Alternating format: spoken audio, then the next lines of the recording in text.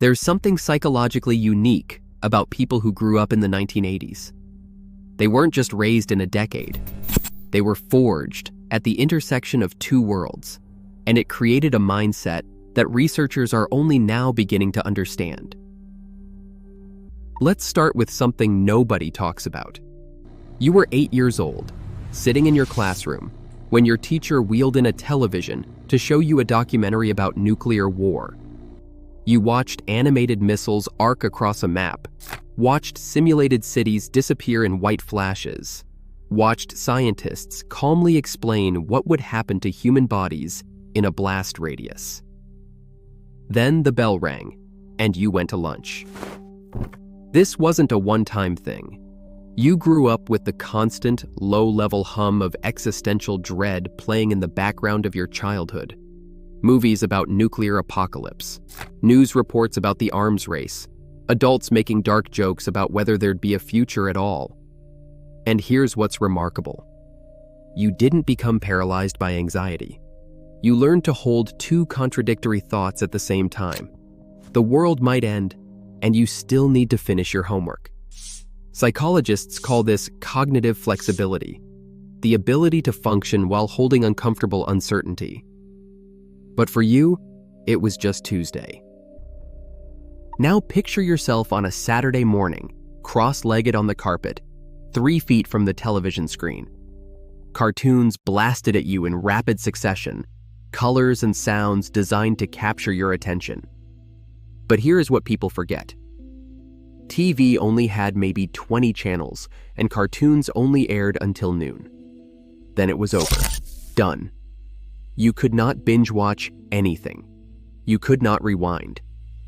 You got your concentrated dose of stimulation, and then you were forced to transition into something different, like going outside or reading a book. Your brain learned something crucial during these forced transitions. It learned how to shift gears, how to move from high stimulation to low stimulation without losing your mind. Modern brains struggle with this because they never have to do it. There is always more content. But your neural pathways were trained in the rhythm of engagement and release, stimulation and stillness. This is why 1980s kids can actually finish things. They learned early that entertainment has boundaries, and that boundaries are not punishment, they are structure. Let's talk about something you probably haven't thought about in years: the mixtape. You wanted to give someone a collection of songs, so you sat by your radio for hours, finger hovering over the record button, waiting for the exact song to come on. You had to plan the order in advance. You had to anticipate how much tape was left on each side. You made mistakes, recorded over things, started over. This was not just making a playlist. This was an exercise in attention to detail and creative problem solving. You were learning project management before that term existed. You were experiencing the satisfaction that comes from creating something through sustained effort rather than instant access. Every person who grew up in the 1980s who made a mixtape was unknowingly training their brain for the kind of focused, patient work that modern attention spans can barely comprehend. But for you, it was just how you told someone you liked them. Here's where it gets interesting. You were the first generation to have a personal relationship with a screen that responded to your input. You'd sit in front of your Atari or Nintendo, and for the first time in human history, a child could make things happen on a screen through their own choices. Die, restart, try again, fail, learn, adapt. Games did not have save points. They did not have tutorials. They dropped you in and let you figure it out through trial and error. And you did, for hours.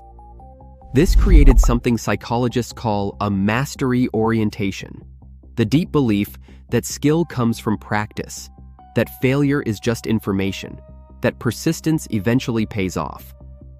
You did not read about growth mindset in a self-help book. You lived it every time you finally beat that level after 50 attempts. This same generation that critics dismiss as the beginning of screen addiction actually developed unprecedented tolerance for frustration because early games were brutally unforgiving. But let's step away from the screen and into the real world. You are 10 years old, standing in your kitchen, heating up dinner for yourself because both your parents are still at work. The house is quiet. The responsibility is yours. Latchkey kids of the 1980s took this a step further than the previous decade, because now there was cable television, a whole universe of content available during those unsupervised hours. And yet, most of you developed an internal sense of discipline anyway. You did your homework before watching TV, not because someone was monitoring you, but because you understood cause and effect. This was not blind obedience. It was self-governance. You were developing what researchers call self-regulatory capacity under conditions that should have produced chaos. But they did not, because humans, even young ones, are remarkably capable when trusted with responsibility. Now think about the social landscape you navigated. Divorce rates peaked during your childhood. Many of you shuttled between two households, adapted to step-parents, half-siblings, and new configurations of family that previous generations never had to process. You learned young that love does not always last, that adults are fallible, that security can shift beneath your feet. This sounds traumatic, and sometimes it was, but it also taught you psychological flexibility. You became fluent in reading new social environments, adapting to different household rules, and understanding that there is rarely one right way to be a family. It created adults who are remarkably adaptable in relationships, who do not expect perfection, who understand that commitment requires conscious choice rather than automatic permanence. And through all of this, you were bombarded with warnings.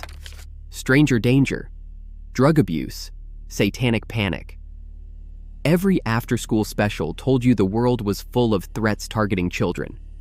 You were taught to fear everything from unmarked vans to Halloween candy.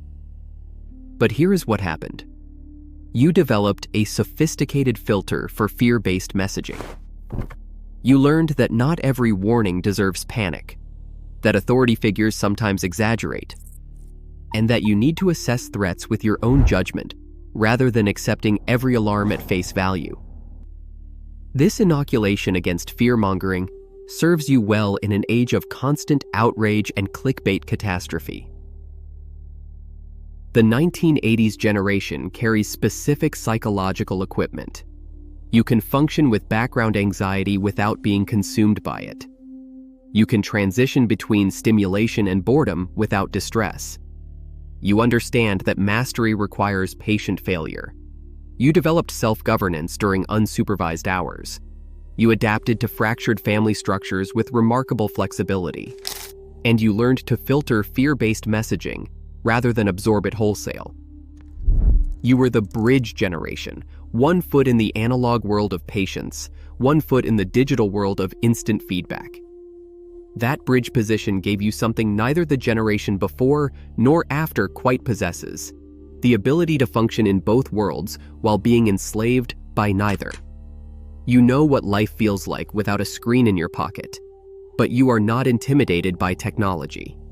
You exist in the middle space, and that middle space turns out to be exactly where psychological resilience lives.